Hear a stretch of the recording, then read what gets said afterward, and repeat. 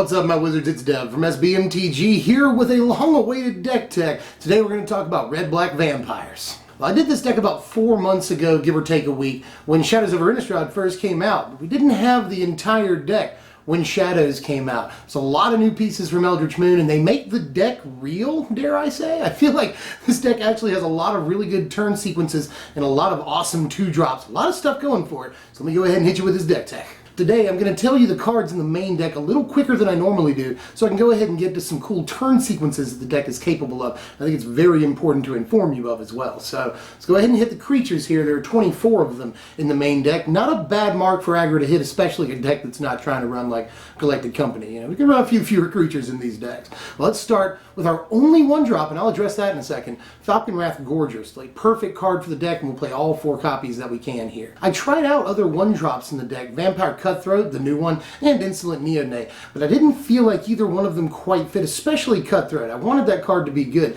and it's probably still good in the Odric decks, but didn't quite fit in this deck. Neonate is very close, and he opens us up to some pretty good turn sequences, but in the end I felt like we could juice the deck a little bit more than just Neonate and play some more impactful cards. But back to Falkenrath Gorger, he opens us up to a ton of really good turn sequences in this deck, but we don't have to play a bunch of 1-drops. This deck is mostly, it turns out, all about 2-drops. We're playing 11 2-drops in all among 3 different creatures here. So let me tell you about all of those at the same time. We're playing 4 copies of Stromkirk Condemned, new card, 4 copies of Furyblade Vampire, also a new card, and it's crazy, and 3 copies of Heir of Falkenrath in the deck. Heir of Falkenrath flies, that's important once you transform it at least, and is still a solid 2-drop. But Condemned and Furyblade Vampire we can get multiple discards out of, and they're both insane. Stromkirk Condemned, it's great that we can get this buff at instant speed and on their turn if we need to, setting up some good madness plays.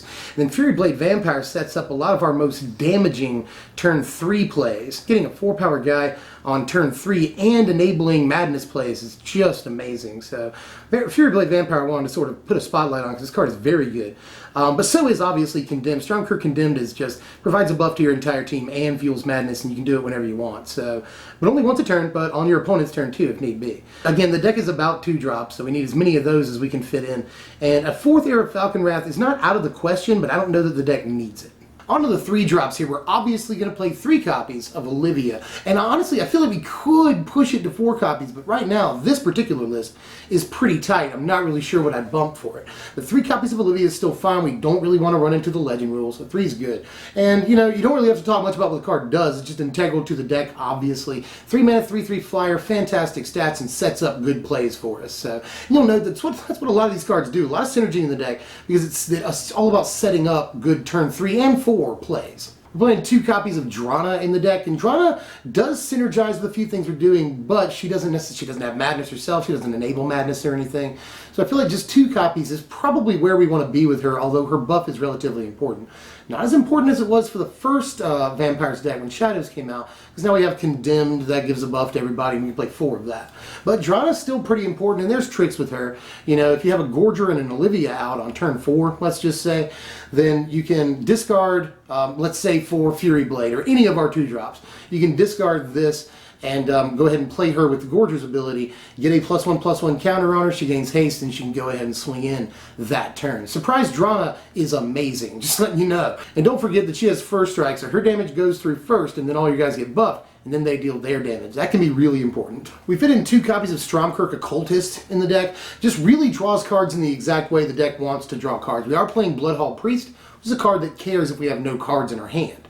So Occultist is really nice because it allows us to keep no cards in our hand but still effectively draw a card. It's also amazing that it has the madness. We need a creature that we can madness in for 2. This really fills that spot very well. So again, I wouldn't mind playing like 3 copies of Occultist, but I'm not really sure exactly what to bump here. But Occultist has been a solid creature, not an incredible creature, but a very solid creature. And the most important thing about it is that we can play it for just the 2 mana with madness. Also note that it has trample, as does Furyblade Vampire, and a lot of our creatures have flying, so we've got a lot of different ways of smashing in combat damage in the deck. To finish off the creatures, we're going to play 2 copies of Bloodhall Priest, which was a 4 of, but wasn't as important as I originally thought it was going to be. Still good though, still good. We can play it for a madness cost of just 3. Is really good with Olivia, by the way. One of the best interactions in the deck is when, because Olivia, we can get both the enter the battlefield trigger and the attacks trigger off of this in the same turn. Either taking out 2 creatures or hitting them, 2 to the face, kill a guy, or 4 to the face plus swings. Like, really good interaction between this and Olivia. But in the end, just didn't prove as important as I thought it was going to be. Again, we're trying to play as fast as possible. We want to fit a bunch of plays into the same turn. This isn't necessarily conducive to that, although it does give us sort of the reach that we need to close the game out sometimes. Let's move on to the spells. There's 13 of them in the deck. That leaves us room for 23 lands. We'll start with 2 copies of Lightning Axe. Right here, Lightning Axe is pretty darned important just for the 1 mana. It's instant speed, and it can take out most creatures in the whole format. I mean, like 90% of the creatures in the format, including Sylvan Advocates that have gotten big. We really don't want to get to that point in the game. We want to finish it out before then. But just in case we get there, this can take that out. So it takes out a lot of huge guys, add instant speed, and provides a madness outlet, which can just be super important and, again, lead to big plays on turn 3 and 4. We're playing 4 copies of Distemper of the Blood in the deck. This card is fantastic. Like, seriously, I can't tell you, this card is amazing. A lot of our plays on turn 3 and 4 that I keep talking about involve Distemper of the Blood, and it does a lot of things. Not only does it obviously provide 2 extra damage for just the 1 mana, the important thing here is that it's a madness card that just takes the 1 mana. We only have this in Fiery Temper as far as that's concerned. Alms the Vein is in the board, but Alms in the Vein didn't perform very well in the main deck against a lot of things. So it's in the board just in case we have to go incredibly fast and we're more at liberty to hit the face. But with this right here, we just need another 1 mana madness thing. It's really important to have that. And the fact that it's a buff that we can basically play at instant speed, even though it's a sorcery, is really, really important on blocks and things. Things like, say, Furyblade Vampire. Even if you give it the buff, it's still only got the 2 toughness, so they can chump block it with nearly any creature in like mono white aggro and still trade with it. They'll take a couple of damage because trample, but they'll still be able to pull off a trade. Now, after blocks, we can discard something to say Stromkirk Condemned, for instance, and go ahead and play this, and that will keep our vampire alive, our Furyblade Vampire, and give it a buff, and more damage will spill over. So that's an important play to remember. Just on blocks, discarding something and playing Distemper on a creature is very, very important for keeping your guys alive and dealing a little bit more damage. We're playing 4 copies of Fiery Temper in the deck, the other thing that we can just play for the 1 mana if we madness it. This is great. I mean, just 3 to the face if that's what we want to do to go really, really fast, or clear a path for our dudes. So Fiery Temper, definitely 100% a playset no-brainer. And we'll finish the main deck with 3 copies of Avacyn's Judgement here. Avacyn's Judgement is good for clearing the board, even if you don't play it with Madness. You can clear the board of tokens, or maybe 2 1-drops in white aggro. You can take out a Gossip Monger before it swings, or before it flips, and a Kithion, for instance. Just all kinds of stuff that we can do with this, and we'll often 2-for-1 them with a Judgement in this format. So I really like Judgement, and I also like it on turn 4 or even 5 as something that can, kill that guy and hit you for 1, something like that. It can also hit Planeswalkers. That's really, really important. Same thing with Fiery Temper. Hitting Planeswalkers will be important in this format, not only because of green-white tokens, but because of a lot of other decks. So really like a lot of things about Judgement. It's a bit slower than I'd like it to be when we play it for Madness, but it makes up for being really flexible. We can play it without Madness and kill a couple of guys, or kill a guy, hit them in the face, whatever we want to do. So really, really flexible card, and can help us finish out the game if we have enough mana. 23 lands in the deck right here, and it's not too hard to build this mana base. Just play all the duels, and then play some basics. Altogether, we get 16 red sources, 15 black sources. We're playing a lot more red cards in the deck, but we have a lot of double black costs, and some we have to get on turn 2. So I think it's, and post sideboards we'll be playing a lot of black cards too. So it's important to have a lot of black sources, definitely. But pretty easy mana base to build, and here it is. Here's our super important board right here, and I do feel like there's a lot of spots on the board that are flexible, but one of them is not. Duress. Duress incredibly important and can actually be in the main deck. It's just the 1 mana, and the deck wants to stretch its mana as much as possible. So just playing Duress either on turn 1 or even turn 3 alongside a 2-drop isn't so bad. We get Collected Companies out of their hand, Planeswalkers, we get Languish out of their hand, any other removal. So Duress has been pretty darn good out of the board, and I could see making main deck room for it, maybe taking out Lightning Axe. Lightning Axe is the only thing in the main deck I feel like is definitely flex. Although I really have liked Lightning Axe in the deck.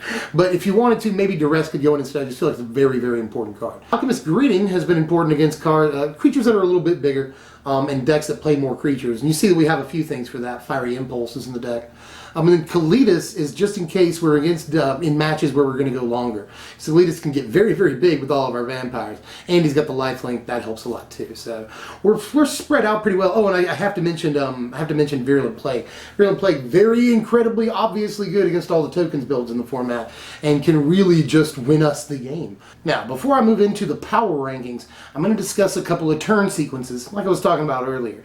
These are just like 3 is what I think, yeah, I'm just going to do 3 turn sequences that the deck is capable of, but this will give you a good idea of what the deck is capable of, because it's going to cover a lot of different things that the deck can do, and then you can sort of freestyle from there, because the deck is capable of a lot of stuff on turn 3 and 4. Let's say it's turn 3, you have a Furyblade and a Gorger out. You move to combat and discard Condemned to the Furyblade, then you play it with Gorger's ability. You swing in with the Gorger and the Furyblade. After blocks, you can discard Distemper of the Blood to Condemned and pump either one of your attacking creatures, but also give them both +1/+1 until end of turn. Now, this sequence does 10 damage on turn 3, but alternatively, you could, instead of discarding Distemper, you discard Fiery Temper to the Condemned before blocks to blow away a creature and clear a path, or if your opponent has no creatures, you can hit them with the Fiery Temper, and that will cause this sequence to deal 11 total damage. Here's another one. Let's say it's turn 3 again. You have Gorger and a Furyblade again. And although I've used Furyblade twice, you could use any 2-drop this turn and still pull off this sequence. And move to combat, you discard Olivia to the Furyblade, you play it with Gorger's ability. At this point, you can either swing or not, it doesn't matter. And that's one of the good things about our 2-drops. If it's not advantageous to swing, you don't have to. And on turn 4, you can move to combat and discard Condemned to the Furyblade. Now, when Condemned enters the battlefield, that'll trigger Olivia. So discard Fiery Temper and play it for Madness. And don't forget to put the +1/+1 counter on Condemned. At this point, swing with everything. We still have a mana open, so we can discard Distemper the Blood to the Condemned, buffing something with Distemper and solving any problematic blocks, and giving all of our vampires +1/+1. And all in all, not counting the fiery damage, we've just dealt 18 damage on turn 4. Here's one more that doesn't require Falkenrath Gorger to work out. Let's say it's turn 3 and we have an Heir of Falkenrath, but again, we can do this with any of our 2-drops. Let's say we discard a Fiery Temper to transform the Heir, and then play Lightning Axe, discarding Distemper of the Blood. Now, we can take out with Lightning Axe and Fiery Temper, we can take out probably their entire board at this point in the game, or we can hit them in the face with a Temper and kill a guy with Lightning Axe. However you want to do it, very flexible there. We can swing 5 flying on a probably empty board in this case. But if we hit the Fiery Temper to the face, then we've actually dealt 8 damage this turn, and that's on turn 3. And those are just some of the good turn sequences available to us. Like I said, once you know a few of these, you can just sort of freestyle the rest. There's a lot of different directions and branches that the deck can go down to really make just like crazy plays, especially by turn 4. Really trying to close the game out, and it's awesome when we get to go first because we can get to close the game out before they even get to something like Collected Company or Languish. So deck is really good when it comes to being fast. But here are your power rankings right here. Final score of 68, which is pushing it. That's a pretty good score, but it's mostly because of our speed and our offense, you know. We're a little lacking in the defense department, which is, you know, the deck's fine. It's an aggro deck. It doesn't care that much. But we are playing a bunch of removal pieces for an aggro deck. We're playing Judgement. We're playing Fiery Temper, you know. We're playing Lightning Axe. So we're playing a few removal pieces, and that's good, especially Avacyn's Judgement, against all these decks that are super low to the ground right now, like White, X, Aggro, and Bant Company, and Tokens. So really good having a spot of removal, especially post-boards against those decks. That said, the deck can be blown out by mass removal like Radiant Flames or Languish or Kozilek's Return, but Radiant Flames and Languish will rotate in late September, and we won't have to worry about them anymore, but we will still have to worry about Kozilek's Return, and it'll probably see a little bit more play in the upcoming format. I would be willing to bet. But in a couple of months, a couple of big mass removal pieces will rotate out, and maybe we won't see another one come in, who knows? The deck may be even better then. Overall, right now, even with pre-order prices, which are, you know, routinely high, the deck will cost you only about $65 to build on TCG Player, which I found amazing, by the way. Olivia is still the most, you know, the biggest thing in the deck, and Drana is still relatively expensive too. They're about the same. And they are really what's going to cost you the most. I was surprised this deck didn't cost at least $100. So you're getting a lot of value, and what I score pretty highly, to be honest, mostly because of raw speed. I'm not really sure it's going to be like the pro deck or anything, but it is maybe the fastest deck in the format and has tricks against the other aggro decks too. So time will tell, but I'm a big fan so far from what I've seen in this deck. That's all we've got for today. Bunch more deck techs. It's now deck tech season for the channel. So a lot of those coming up. I'm going to have the top 10 deck techs that we're going to do soon. I always do that video whenever deck tech season starts. And the next deck I'm going to do is another super anticipated one, Blue-White Spirits. I'm still working on it right now, but Blue-White Tempo, Blue-White Spirits, whatever you call it, is looking pretty stupid solid. So stay tuned for that and sub for it if you want all the content we'll do after that. And like this content if you enjoyed this content, or the Ziggy, whatever you want to do. And we will see you guys next time. I'm Dev from SBMTG. This is Sleepy Ziggy. And we'll see you next time. Thank you, my wizards.